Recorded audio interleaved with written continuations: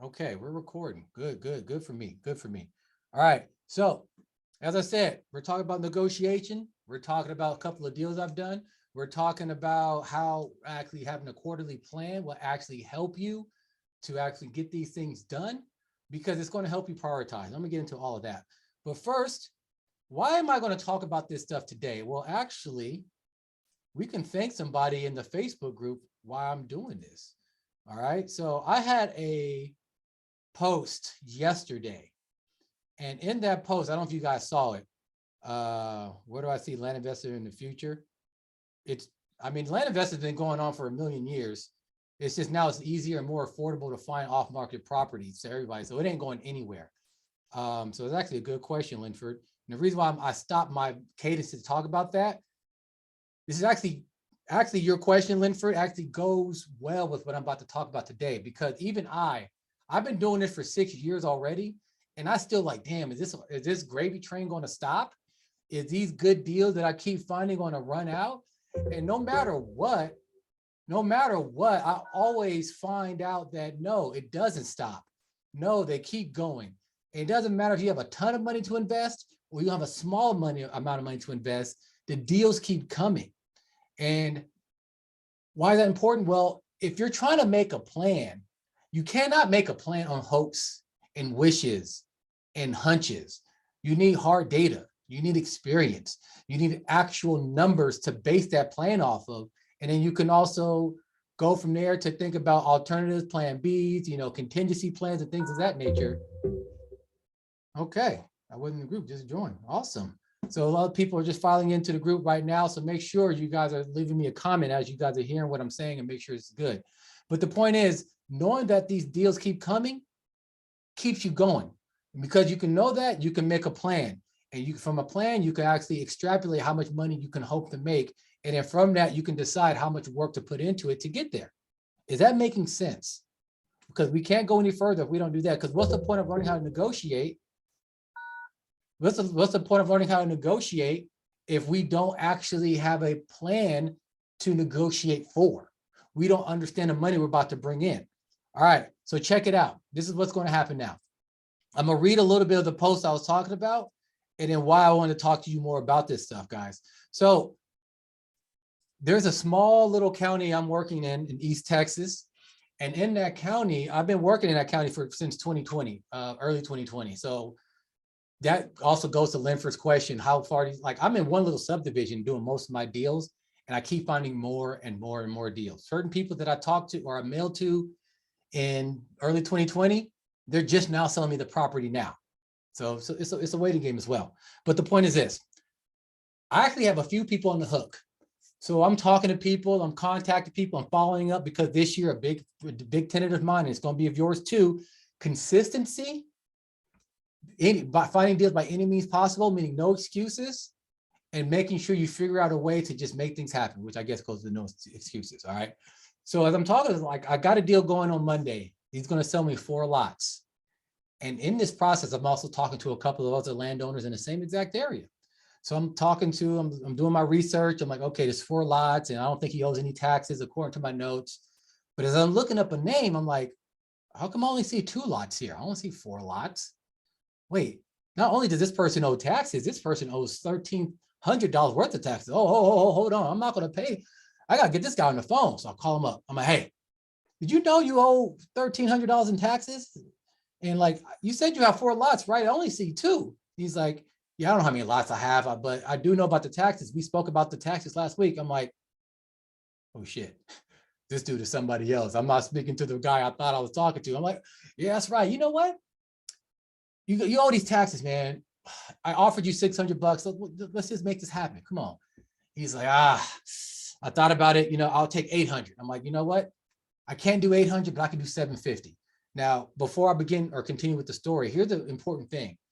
If I would have just taken his 800 and ran with it, what do you think that does to his feeling about this deal? Put in the comments. Share what you think it does to this, what he thinks about this deal. If I just take exactly what he is offering and not actually negotiate, what do you think he thinks about this deal? Think about it. Think about it. All right.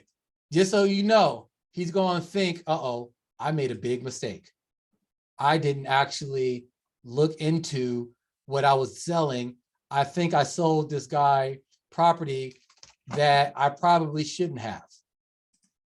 I probably should have held on to it. He knows something that I don't know. And now there's going to be friction going on. That makes sense. But if I still negotiated. Now, why am I only $50? So I'm like, well, here's the thing. As long as I got it for $750 or less, I was going to pay the amount I was going to pay for, I don't mind acquiring. The thing is this, for this particular property that has a bunch of taxes owed, there's only 2 lots. I knew that I wasn't going to pay those back taxes. The person I sell to is going to pay those either directly by me, hey, there's back taxes, pay them, or indirectly, give me the money for that I want. I'll pay the taxes real quick and then sell you a property with the clean bill of sale. He don't know that, I mean, that's fine. All right. So with that said, I shared this story as, hey, and the big thing there, like I came with a different energy this time. I didn't actually just be, oh, I was very nice, but I was still polite, but I came with a different energy. So now in that story, somebody made a comment. All right. I want to read that comment in a second. So basically it was saying like, well, that works. Where are you getting these cheap lots? That don't work for bigger lots. Let me see who was Jay. He's like, where the hell are you buying lots for $800? It gets a lot more difficult when you add 2 or 3 zeros. Noob. He calls me a noob. And I'm like, speak for yourself. It don't get difficult for me because I've been doing this for a while. And I said this, anybody can overpay for a property. And in fact, most land investors do. You guys overpay for a property. It takes real skill to want to master the art of negotiation. All right. So again, that's what we're going to talk about today. And he's talking about, where are you finding them? I'm like, dude, they're everywhere. And that's true. You can find cheap property in every state in this union, even in Hawaii. Now, cheap is relative, but I guarantee you, I'm gonna give you guys a clue right here. You can write this down. Number 1, if you go to the Southeast, so East Texas, Louisiana, Alabama, Mississippi, and Florida, you're going to find cheap land everywhere, right? Number 2, you can do the Midwest. A lot of cheap land is there as well. All the way from Oklahoma, probably all the way to the Eastern Seaboard, to be honest. Cheap land is everywhere. Now, you can also find it, obviously, in the places that are overcrowded with other land investors, Colorado, Nevada, New Mexico, Arizona. Yeah, you'll find it there too, of course, but you're going to find cheap land everywhere. But the difference between me and most of you, I'm not afraid to negotiate. All right, so how do I negotiate when it comes to this? Well, the first thing is first, write this down. What do you want to invest? As in, how much can you invest? Obviously, what you can invest is going to dictate how much you can actually put up front. That makes sense? Because if I only have a couple $100, that's going to limit me, but I still know where I should be looking. If I only have a couple $100 to invest, I'm not going to be looking at property in Hawaii, for example. I know that area is just not going to support that. Now, next, once I figure that out and I find an area, okay, I'm going to look for people who are going to be more willing to negotiate. So as you always hear me say, I'm always looking at people who owe back taxes. I owe people who don't live in the area where the property is located. The further away they live from the property, the better it is for you. Why is that a good thing? Well, number 1, if they're not looking at the property every day, they're probably not using it. They're probably thinking it's a burden. They're probably forgetting about it, but they remember when that tax bill comes in. And depending on the tax bill, it can be significant. It could be a couple, like $30, $20 a year, depending on the area. But it's still money that they're paying for something they're not going to use. Number 2, if they're out of state, there's a good chance that they have plans for it, but they no longer have plans. And that property is now holding up some other new future plan. Or maybe they were using it and they no longer use it. They've gotten older in age. The kids don't want the property. And now it's a pain in the rear end. All right. Number 3, maybe they had it. It was divorce, a bitter divorce, or something like that happened. Now the property is associated with bad memories. So now they want to get rid of it. These people are more likely to want to sell and negotiate versus the person who thinks they have gold on their property. And as a side note, the people who actually are in those overcrowded areas, Nevada, Arizona, New Mexico, etc., the reason why it's getting harder to find property for cheap is, number 1, that people keep getting a bunch of letters from a bunch of newbie land investors thinking they can just buy the price for $100 and be good. So they're thinking, oh, if I get so many people offer me property or money for my property, something must be going on.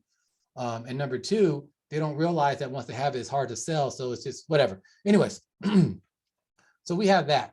Now, once I have a list of those people who are looking, they're probably more likely to negotiate, I'll contact them. All right, so here's the thing that we're going into the meat and potatoes. First off, take some basic info and see how much you have that you want to offer.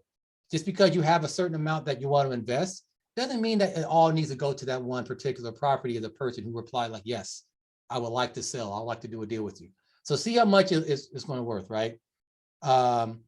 You can think of it as a score that you will give, like say you're a driving instructor and you're like, okay, let's see if this person can actually pass this driving exam. Everybody always starts with like the 100%. And then as they're going through the test and they make certain mistakes and you kind of ding off points. Well, this is going to be a similar thing.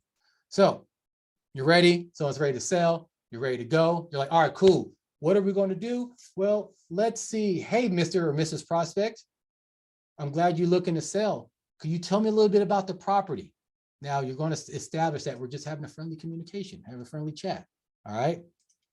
So what we're going to do, number one, once we say, let's have that cocktail, like, okay, sure. I'm like, I'll ask them questions like this. Have you had an assessment done lately? And the answer's probably going to be no. I'm like, okay, great. So any offer that they say after that means they're not sure what the property is really worth. They haven't done an assessment. Number two, I'll ask them, is there power, water, electricity, gas, something on the lot to, to build a home? They'll probably know. Great. Number three, I'm gonna look at the property on like Google Earth, Google Maps, the county's assessor site, and I'm gonna look, is the property clear of trees? Is it level? Is there like a drainage ditch? Is there a road next to it or something like that? I'm looking at all these little things there and I'm asking like, hey, when's the last time you cleared the lot, of all the trees? When's the last time you actually saw the lot in person? Because they may think because the last time they saw it 6-10 years ago, the road was fine. Doesn't mean the road is still good. As I'm doing this and I'm asking these questions, they're starting to realize that the property that they have isn't worth as much as they thought, even though they're already willing to negotiate. So you're putting those seeds of doubt into their mind. And it's mostly because they're unprepared, but they're looking to sell.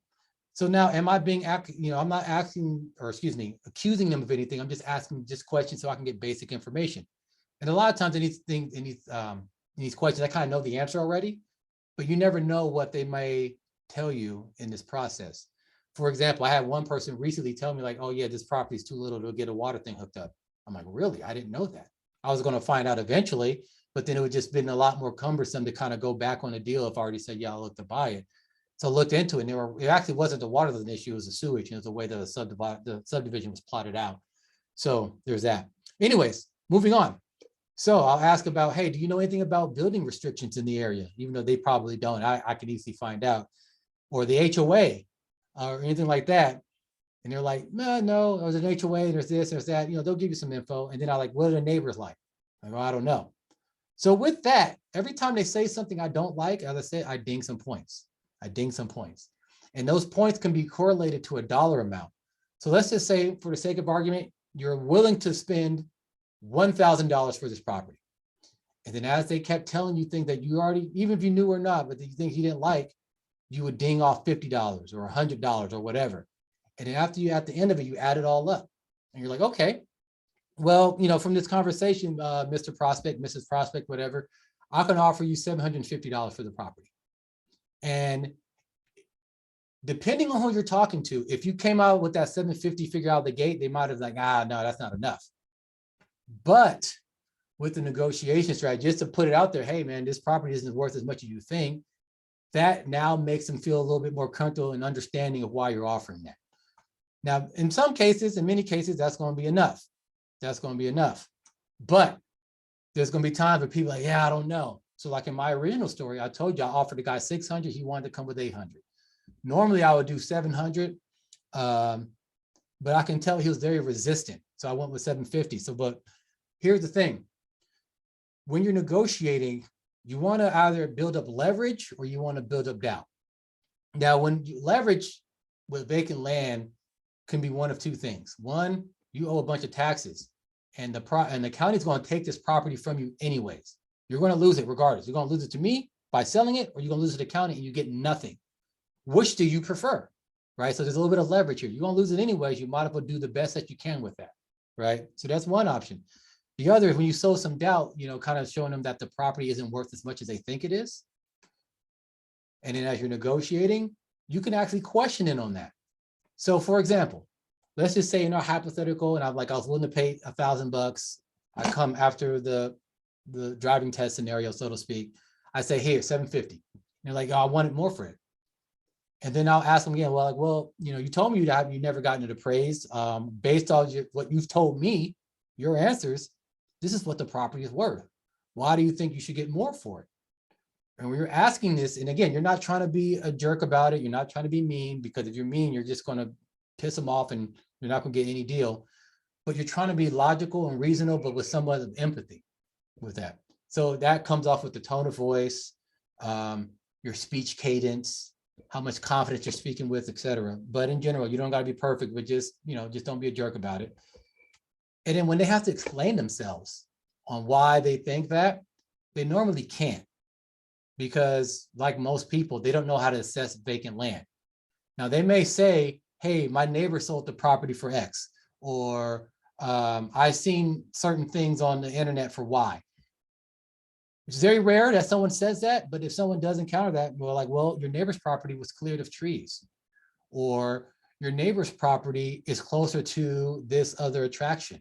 Your neighbor's property happened to have, whatever it is. Now, sometimes a neighbor's property may be the exact same, so you won't be able to do that. But if you have other things like, hey, your back tax situation or whatever, then you can use that.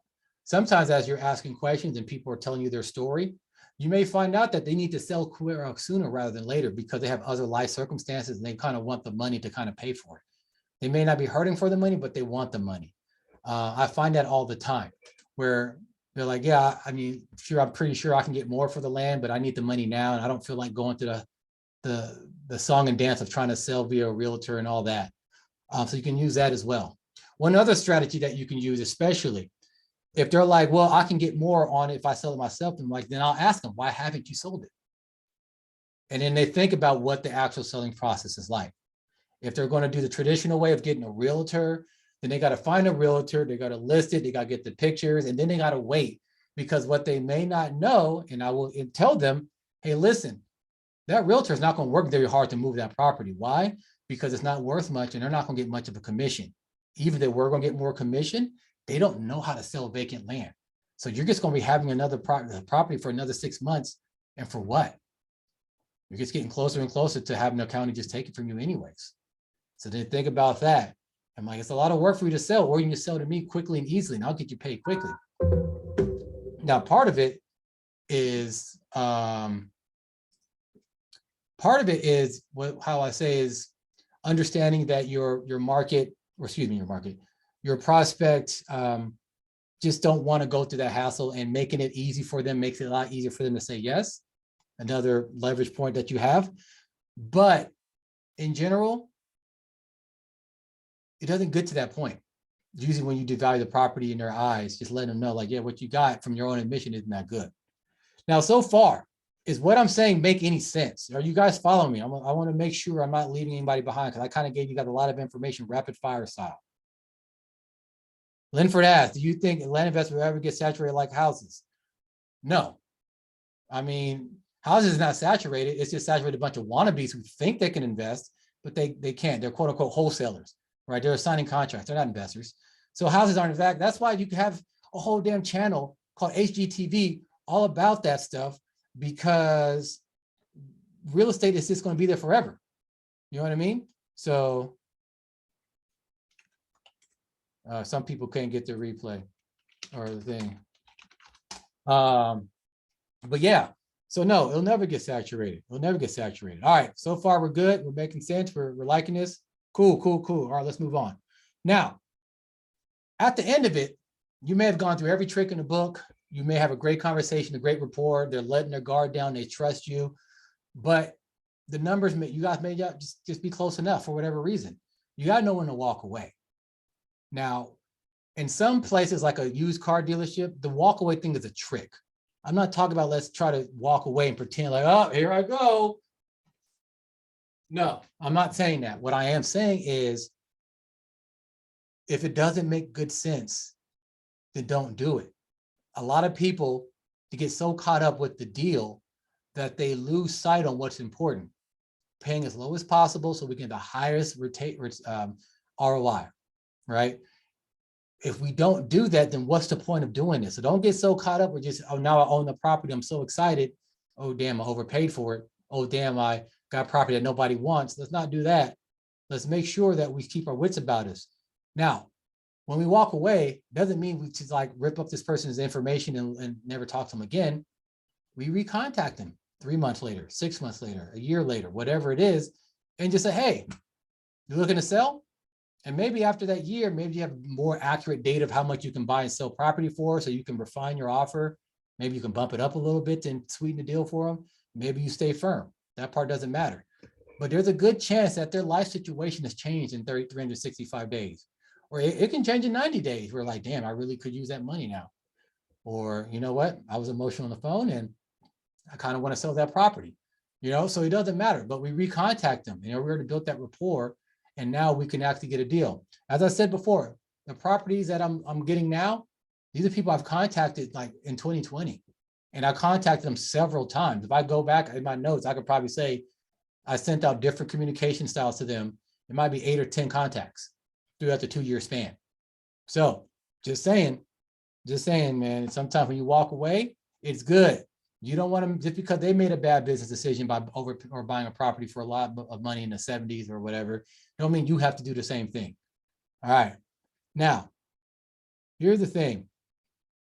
When you are ready to negotiate, you should be prepared.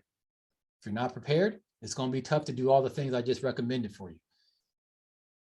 When you have a lot more confidence in your speech, it's going to come across over the phone, and that person, that prospect, they're going to follow your lead. If it sounds like you don't know what you're talking about and you made an offer because you had a list of people, and then as you're calling them, you didn't actually look at the particular property you're negotiating for, that's going to come across. It's going to make things more difficult for you. All right. You're also going to forget about certain details that if you don't know them, sure, the deal looks good, but then when you're doing your due diligence, you find out, oh, damn, this is not what I thought it was. Oh, damn, what did I get myself into? So far, is that making sense? All right. Now, what does this guy do with planning? Well, when you know you have certain numbers to hit because you're looking to invest in more property later, you need to pay off some bills, credit card bills, you want to buy a car, put a down payment for a house, whatever, it makes it much more difficult to overpay mentally. You know what else helps with that as well? Getting more offers out there. It's hard to want to stick with one offer when you got so many people who are looking to sell around the price range you want. Much easier to walk away when you're doing that. It's kind of like the pretty girl in high school. She has all the male suitors that she can ever want. So of course she's not going to spend her time on people that she's not interested in. She doesn't need to do that. Other people may, but not the prettiest girl in school. She has all the options. And if I don't know about you, but when I feel like I have a lot of options, I feel powerful.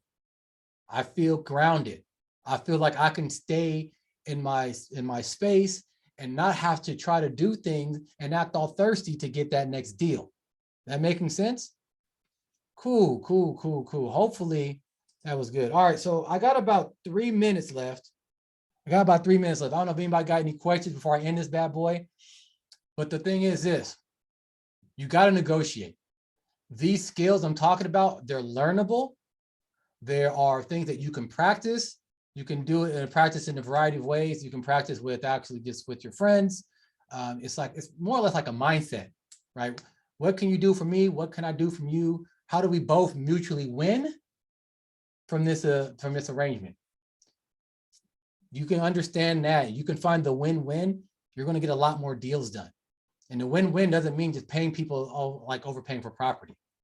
It can just be an easy transaction. It can set up a business relationship for later.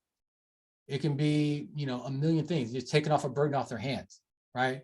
So when you find the win-win, these other tactics that I gave you, they will make a lot more sense. They're a lot more easy to implement. Hopefully you guys get that. Anybody else got any questions or anything like that that I can answer before I jump off this bad boy? So I want to make sure you guys are good. I want to make sure. All right. All right. I think we're okay. I think we're okay. Well, I appreciate you guys. I appreciate you guys. Hopefully you guys are doing well. If you have any questions, let me know. By the way, if you're looking to get more negotiation help, hit me up. Let's set up a phone call. I'll see how I can do. Maybe I can help you with your land investing in general. In March, maybe early April, I haven't decided when yet. Some big news is coming. Big news is coming. So be on the lookout for it in a couple of weeks. I'm going to start to let people know about what I have planned. But if you've been looking to get into this for real, be ready. Stack your chips now. If you need to sell a bunch of crap from your house, start selling it. If you need to work overtime at your job, start doing it. If you need to Uber, DoorDash, or whatever it is, do it. Stack your money so you can start investing in some property, because I'm going to have something for you pretty soon that is going to be a no-brainer offer. No-brainer offer. Other than that, I'll talk to you guys later. This is a pleasure. This is Coach Vic signing out. Peace out.